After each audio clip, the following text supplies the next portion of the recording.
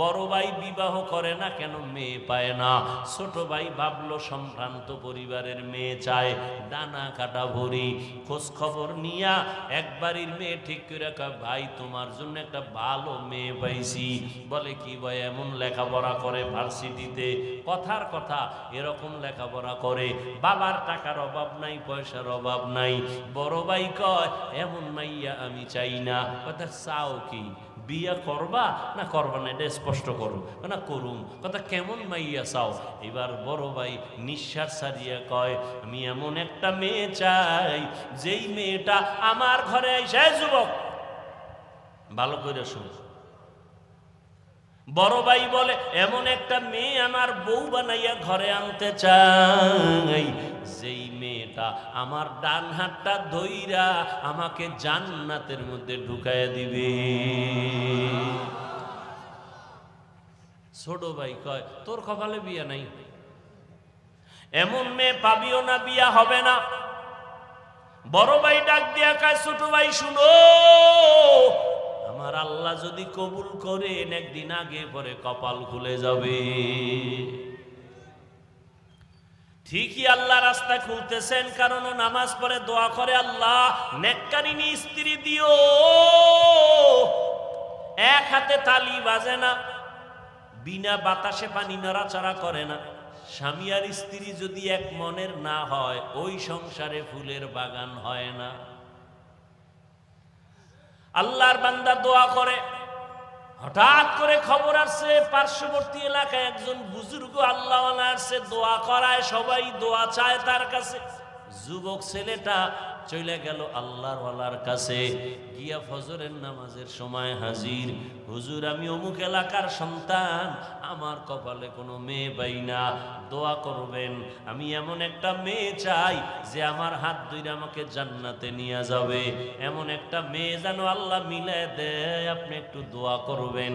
বলে, এটা কেমনে সম্ভব? হুজুর দোয়া করবেন। হঠাৎ করে কথা বলতে না বলতে জানালার বাহির থেকে একটা মেয়ের কণ্ঠ ভেসে আসলো। মেয়েটা ডাক দিয়া কয়, সালামু আলাইকুম। ওয়ালাইকুম আসসালাম।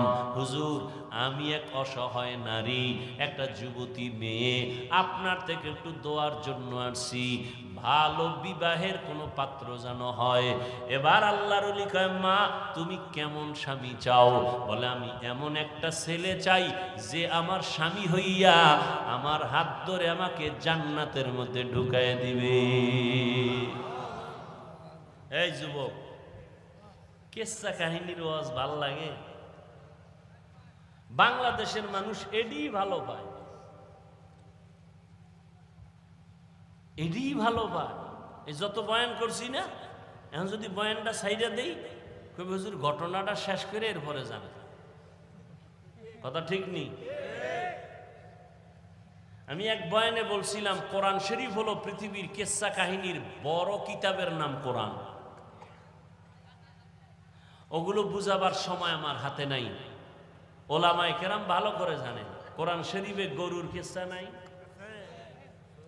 এরা কি কয় কোরআন হাদিসে কিচ্ছা কাহিনীর?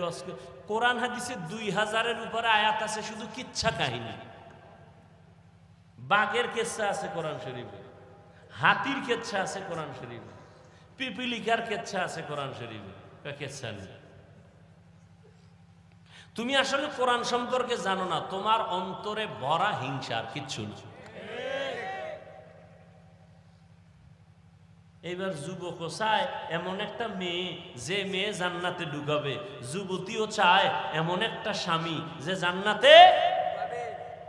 এবার মন মতো মিলছে না মিলে নাই? হুজুর মাঝখানে থাইকা বিবাহের বন্ধন তৈরি করে দিলেন। আজকে বাসায় যাইয়া যুবকদের বলি, গুগলে সার্চ দিবি, এই ঘটনা ওখানে পাবি। আজকে বলে দিব শেষে।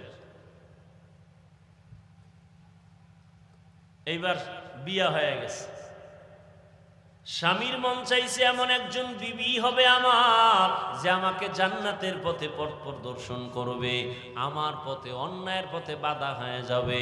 আবার স্ত্রীও চাইছে আমার স্বামী আমার জান্নাতের পথে সহায়ক হবে। এই দুইজনে মিলিয়া সংসার শুরু। দুইজনে কষ্ট করে সংসার চালায়, স্বামীও সহযোগিতা করে স্ত্রীর, স্ত্রীও সহযোগিতা করে স্বামীর। স্বামী মাসে যা কামাই করে স্ত্রী তা আমানতের সাথে রাখে, এই যা পায় তা দিয়েই সংসার চালায়। বেশি আসলে প্রশ্ন করে বেতন কত, কয় 10 টাকা। 11 টাকা আসলো কেন, 1 টাকা কোথার থেকে আসলো? একটা লামসাম জবাব দিয়েছে স্ত্রী, স্বামী জবাব দিল পরের মাসে আবার 2 টাকা বেশি। বেশি কেন জবাব দাও? এইভাবে প্রত্যেকটা আম্মা জানেরা স্বামীকে যদি মাসে মাসে দইরা কয় 20,000 টাকা বেতন, 21,000 আসলো কেন, এইভাবে জবাব যদি চায়, কোনো আল্লাহর বান্দা হারাম টাকা ঘরে ঢুকাইতে পারবে না।